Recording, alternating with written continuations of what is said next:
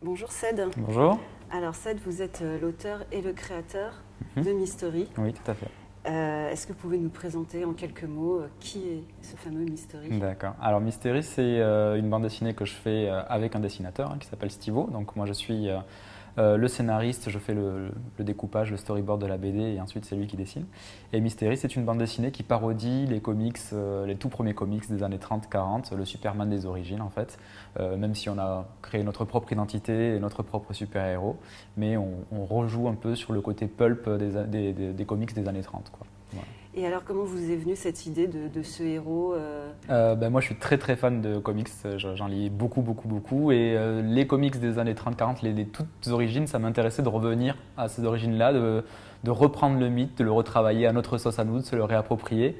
En plus de ça, ce qui est marrant, c'est qu'on joue beaucoup avec la temporalité, c'est-à-dire que c'est un personnage des années 30, mais il y a aussi un peu de 2015, 2000, enfin, les années 2010 qui jouent, on joue un peu avec le temps aussi, avec des voyages dans le temps, etc. Donc on a joué là-dessus en effet, on a rajouté un petit filtre comme la mauvaise impression sur les comics des années 30-40.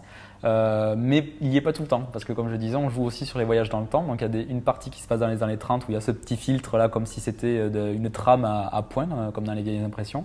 Et quand ça se passe en 2017 ou 2015, je crois, dans l'histoire, ben là, du coup, l'impression est bonne. Mais il y a des petits, on joue un peu là-dessus, on joue sur le fond et sur la forme. Alors vous avez dit justement dans une interview que les comics, ils étaient surtout suivis par les gens des 30 et plus. Oui. Est-ce que Mystery, qui est une BD jeunesse, est-ce que c'est une manière un peu d'éduquer les jeunes aux comics? Alors, c'est vrai que c'est une réflexion. Alors, ce n'était pas l'objectif premier. Moi, quand j'écris, j'essaie d'écrire j'essaie de faire en sorte de faire une BD qui pourrait m'intéresser à moi en tant que lecteur. Après, il se trouve que c'est aussi de la jeunesse. Les enfants aussi aiment ça, les jeunes aussi aiment ça. Mais ceci dit, c'est vrai qu'on s'est rendu compte, notamment avec mon éditeur, qu'il n'y a pas beaucoup de comics.